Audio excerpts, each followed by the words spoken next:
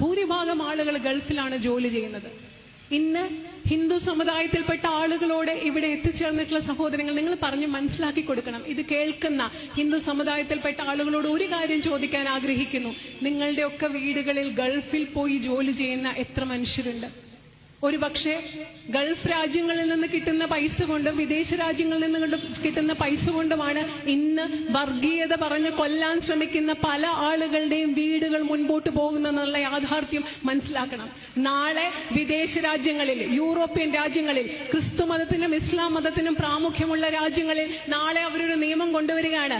India ഇവിടെ ചെയ്യുന്നത് ഇതാണ്, വംശഹത്യയാണ്. അതുകൊണ്ട് നാളെ ഈ രാജ്യങ്ങളിലേക്ക് ഹിന്ദു മതത്തിൽ ഒഴികെയുള്ള മാത്രം ഇവിടെ ജോലി ചെയ്യാൻ വന്നാൽ മതി എന്ന് പറഞ്ഞാൽ ഇവിടെ BJPക്കും RSSനും വേണ്ട പണം എവിടെ നിന്ന് കിട്ടും?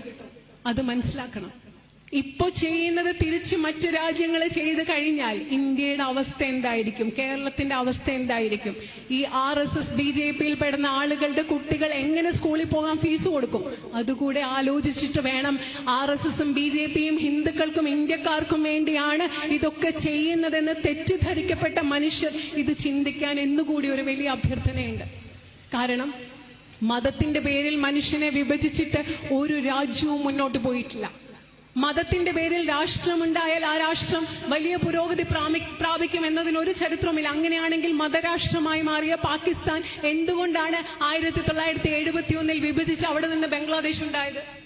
ഇത്രയും മതങ്ങൾ ഒരുമിച്ച് പോകുന്ന ഇന്ത്യ എന്തുകൊണ്ടാണ് ഇത്രയും വർഷങ്ങൾ കൊണ്ട് വളർന്ന് ഈ BJP ഗവൺമെന്റ് അധികാരത്തിൽ വരുന്നതിന് മുമ്പ് വരെ ഈ രാജ്യത്തെ ഏറ്റവും വലിയ സാമ്പത്തിക ശക്തിയായിട്ട് മാറിയത്? അതുകൊണ്ട് ഒരിക്കലും മതമല്ല, മതത്തിനുപരിയായി മനുഷ്യനെ ഒരുമിപ്പിക്കുന്ന ധാരാളം ഘടകങ്ങളുണ്ട്.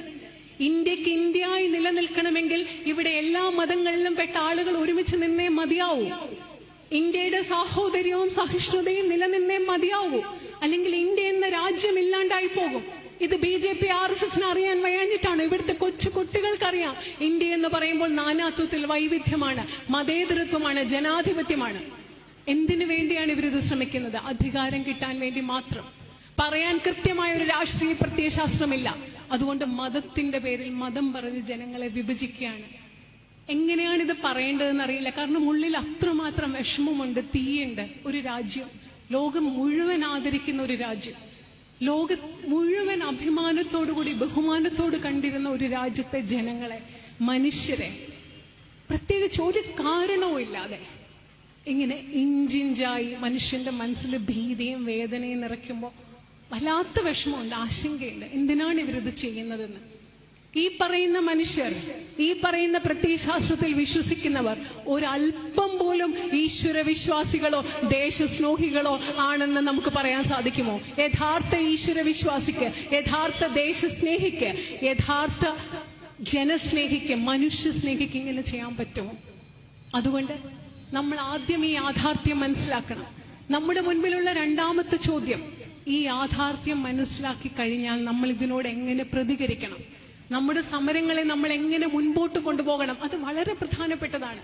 നേരത്തെ പറഞ്ഞതുപോലെ ഓരോ നിമിഷവും ഈ സമരത്തിന്റെ ഭാഗമാകുമ്പോൾ ഓർക്കണം, അറിയാം എനിക്ക് വളരെയധികം ബുദ്ധിമുട്ടുണ്ട്. എന്റെ സഹോദരങ്ങളെ, എന്റെ കൂടെയുള്ള ഇന്ത്യക്കാരെ മതത്തിന്റെ പേരിൽ, മനുഷ്യരെ ഇവര് ഇല്ലായ്മ ചെയ്യാൻ ശ്രമിക്കുകയാണ്. പക്ഷേ എവിടെ തുടങ്ങിയോ അതവിടെ നിർത്താൻ, ഈ രാജ്യത്ത് മുഴുവൻ ഇത് പടരാതിരിക്കാൻ നമ്മൾ ശ്രമിക്കേണ്ട ഒരു ഉത്തരവാദിത്വം നമുക്കുണ്ട്. വർഗീയതയുടെ കാട്ടു തീ പടർത്താൻ അവർ ശ്രമിക്കുമ്പോൾ നമ്മൾ എന്ത് ചെയ്യണം? നമ്മുടെ കയ്യിൽ ഒരു കപ്പ് വെള്ളമാണ് ചിലപ്പോൾ ഉണ്ടാവുക. പക്ഷെ ആ വെള്ളം ഒഴിച്ച് ആ തീ അണയ്ക്കാൻ നമ്മൾ ഓരോരുത്തരും ശ്രമിച്ചുകൊണ്ടിരിക്കണം. എങ്ങനെ അത് ചെയ്യുന്നത്? അറിയാണ്ട് പോലും നമ്മുടെ മനസ്സിൽ വർഗീയമായ ചിന്ത വരാൻ പാടില്ല. RSSും മോദിയും ചെയ്യുന്നതിന്, അമിത്ഷായും ചെയ്യുന്നതിന് ഉത്തരവാദികൾ ഇവിടുത്തെ ഹിന്ദു സമൂഹമല്ല എന്ന് മുസ്ലിം സമുദായത്തിൽപ്പെട്ട ആളുകൾ മനസ്സിലാക്കണം. നരേന്ദ്രമോദിയും അമിത്ഷായും ഞങ്ങളെ പ്രതിനിധാനം ചെയ്യുന്നു എന്ന് പറയുമ്പോൾ അത് ഏറ്റവും വലിയ നുണയും വഞ്ചനയും കാപട്യവുമാണെന്ന് മനസ്സിലാക്കാൻ ഹിന്ദു സമുദായത്തിൽപ്പെട്ട ആളുകൾ മനസ്സിലാക്കണം. ന്യൂനപക്ഷ സമുദായത്തിൽപ്പെട്ട ആളുകൾ ഞങ്ങളുടെ സഹോദരങ്ങളാണ്. മതരാഷ്ട്രമായ പാകിസ്ഥാനിലേക്ക് പോവാതെ മതേതര രാഷ്ട്രമായ ഇന്ത്യയിൽ ജീവിക്കും എന്നുറച്ചു തീരുമാനമെടുത്ത മനുഷ്യരുടെ കൂടെ നിൽക്കേണ്ടത്, അവരെ ചേർത്ത് പിടിക്കേണ്ടത്, മനുഷ്യരായി അവരുടെ കൈ പിടിച്ചു നിൽക്കേണ്ടത് ഞങ്ങളുടെ ഉത്തരവാദിത്തമാണെന്ന് ഭൂരിപക്ഷ സമുദായത്തിൽപ്പെട്ട ആളുകൾ, ഇന്ത്യക്കാർ മനസ്സിലാക്കണം. എത്ര വിഭജിക്കാൻ ശ്രമിച്ചാലും വിഭജിക്കുന്നതിലൂടെ ഈ രാജ്യത്തെയാണ് അവർ ഇല്ലായ്മ ചെയ്തുകൊണ്ടിരിക്കുന്നത്. ഒരു സമുദായത്തിന്റെ നേരെ വിരൽ ചൂണ്ടി ഈ രാജ്യത്തെയാണ് അവർ ഇല്ലായ്മ ചെയ്തുകൊണ്ടിരിക്കുന്നത്. ഈ രാജ്യത്തെ ജനങ്ങൾ മനസ്സിലാക്കണം. ഇതല്ലാണ്ട് നമ്മുടെ മുമ്പിൽ വേറെ വഴിയില്ല.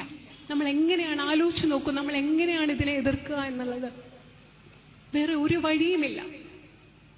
നമ്മൾ സഹന സമരത്തിന്റെ പാതയിലൂടെ, സ്വാതന്ത്ര്യ സമരത്തിൽ നമ്മൾ മുൻപോട്ട് പോയപ്പോ ഇഷ്ടം പോലെ വളരെയധികം ത്യാഗങ്ങളും നഷ്ടങ്ങളും നമുക്ക് സഹിക്കേണ്ടി വന്നിട്ടുണ്ട്. ഇപ്പോഴും നമ്മൾ സഹിക്കുകയാണ്. എന്തിനു വേണ്ടിയാണ്? നമ്മുടെ രാജ്യത്തിന് വേണ്ടിയാണ്, നമ്മുടെ മനുഷ്യരെ സംരക്ഷിക്കാൻ വേണ്ടിയാണ്, നമ്മുടെ രാജ്യം ഇങ്ങനെ നിലനിൽക്കാൻ വേണ്ടിയാണ്. അതുകൊണ്ട് ഈ സമരത്തിന്റെ പാതയിൽ മുൻപോട്ട് പോകുമ്പോൾ എന്തൊക്കെ പ്രകോപനമുണ്ടായാലും, എന്ത് പ്രതിസന്ധി ഉണ്ടായാലും, എന്ത് വെല്ലുവിളി ഉണ്ടായാലും, എന്ത് ബുദ്ധിമുട്ടുണ്ടായാലും, RSS ഈ രാജ്യത്ത് പടർത്താൻ ശ്രമിക്കുന്ന വർഗീയതയുടെ കാട്ടുതീ ആളിക്കത്തിക്കുന്നതിൽ ഒരു തരിമ്പ് പോലും നമ്മളിൽ ഒരാൾ പോലും പങ്കാളിയാവരുത്. അഭ്യർത്ഥനയാണ്. ബുദ്ധിമുട്ടാണെന്നറിയാം, വളരെ വിഷമം പിടിച്ചതാണ്. എങ്ങനെയാണ് ഇത്രയും നേരിടേണ്ടി വരുമ്പോൾ പ്രകോപനമില്ലാതെ നമ്മൾ ഇരിക്കുക? അറിയാം, ബുദ്ധിമുട്ടാണ്. പക്ഷെ ഈ സമയത്ത് ഏറ്റവും കൂടുതൽ സംയമനം നമ്മൾ പാലിച്ചേ പറ്റൂ. അല്ലെങ്കിൽ അവർ ഈ രാജ്യത്തെ മുഴുവൻ ഇല്ലാണ്ടാക്കും, രാജ്യത്തെ മുഴുവൻ മനുഷ്യരെ ഇല്ലാണ്ടാക്കും. കാരണം അവർക്ക് രാജ്യത്തെ പറ്റി ചിന്തയില്ല. ഇന്ത്യക്ക് നാളെ എന്ത് സംഭവിക്കുന്നു എന്ന് അവർക്ക് ചിന്തയില്ല. ഇവിടുത്തെ കുട്ടികൾക്ക് എന്ത് സംഭവിക്കുന്നു എന്ന് ചിന്തയില്ല. ഈ രാജ്യത്തെ പറ്റി അവർക്ക് ചിന്തയില്ല, ഒരു തരുമ്പ് പോലും ചിന്തയില്ല. അതുകൊണ്ട് അവർക്ക് എന്തും ചെയ്യാം. പക്ഷേ നമുക്ക് നമ്മുടെ രാജ്യത്തോട് സ്നേഹമുണ്ട്. ഇവിടെ ഇരിക്കുന്ന സാധാരണ മനുഷ്യരായ നിങ്ങൾക്കും എനിക്കും എന്റെ രാജ്യത്തോട് സ്നേഹമുണ്ട്. അതുകൊണ്ട് ഈ രാജ്യത്തെ നശിപ്പിക്കാൻ നമ്മൾ സമ്മതിക്കില്ല. ആ ദൃഢനിശ്ചയം നമ്മളുടെ മനസ്സിലുണ്ടാവണം. മറ്റൊരു പ്രധാനപ്പെട്ട കാര്യം ആദ്യം പറഞ്ഞ സ്ത്രീകളുടെ കാര്യമാണ്. ഈ സമരങ്ങളുടെ ഏറ്റവും വലിയ ശക്തി എന്ന് പറയുന്നത് പെൺകുട്ടികളാണ്. പെൺകുട്ടികൾ വന്ന് മുദ്രാവാക്യം വിളിക്കുമ്പോൾ കിട്ടുന്ന ഒരു ഊർജം അത് പറഞ്ഞറിയിക്കാൻ സാധിക്കില്ല. ഇത് നമ്മുടെ സമൂഹത്തിൽ സ്ത്രീകൾക്ക് ധാരാളം അനീതി നേരിടേണ്ടി വരുന്നുണ്ട്. പക്ഷെ ആ അനീതികളെ ഒക്കെ തിരുത്താനുള്ള ഒരു അവസരമായിരിക്കണം ഈ സമരം. നമ്മുടെ പെൺകുട്ടികളെ വിവാഹം കഴിക്കാനും കുഞ്ഞുങ്ങൾ ഉണ്ടാവാനും കുട്ടികളെ വളർത്താനും വേണ്ടി മാത്രമുള്ളവരല്ല. അതൊക്കെ അവരുടെ ജീവിതത്തിന്റെ ഭാഗമാണ്. പക്ഷെ അതുപോലെ തന്നെ ഈ രാജ്യത്തിനും സമൂഹത്തിനും വലിയ സംഭാവന ചെയ്യാൻ കഴിവുള്ളവരാണ് ഇന്നത്തെ പെൺകുട്ടികളും സ്ത്രീകളും. ആ ശക്തി തിരിച്ചറിയണം. ഇവിടെ എത്തിച്ചേർന്നിട്ടുള്ള ഓരോ പെൺകുട്ടിയും സ്വന്തം കഴിവ് തിരിച്ചറിയണം. എന്റെ ഉള്ളിൽ വലിയ കഴിവുണ്ട്, ശക്തിയുണ്ട്, അത് ഞാൻ ഈ രാജ്യത്തിന് വേണ്ടി വിനിയോഗിക്കും. രാഷ്ട്രീയത്തെ പറ്റി ഞാൻ ചിന്തിക്കും, എന്റെ സമൂഹത്തെ പറ്റി ഞാൻ ചിന്തിക്കും, എന്റെ വീടിനെയും കുട്ടികളെയും പറ്റി ഞാൻ എങ്ങനെ ചിന്തിക്കുന്നു അതുപോലെ എന്റെ സമൂഹത്തെ പറ്റി ഞാൻ ചിന്തിക്കും എന്ന ബോധ്യമുണ്ടാവണം. എനിക്ക് 2ാം ക്ലാസ്സിൽ പഠിക്കുന്ന ഒരു മകനുണ്ട്. അവനെ നോക്കുന്നത് പോലെ പ്രധാനപ്പെട്ടതാണ് എനിക്ക് ഈ സമരത്തിൽ പങ്കെടുക്കുന്നത്. കാരണം ഇത് എന്റെ രാജ്യത്തിനും എന്റെ രാജ്യത്തെ മനുഷ്യർക്കും വേണ്ടിയുള്ള സമരമാണ്. ഈ രാജ്യത്തോട് പ്രതിബദ്ധതയില്ലാതെ നമുക്ക് ആർക്കും ഒരു നിമിഷം പോലും ഇന്നത്തെ കാലഘട്ടത്തിൽ ജീവിക്കാനാവില്ല. അത് സ്ത്രീകൾ മനസ്സിലാക്കണം.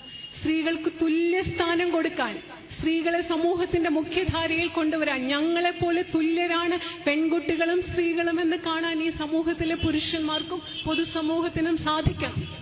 അതും കൂടി നമ്മളെ മനസ്സിലാക്കുന്ന ഒരു സമരമാണിത്.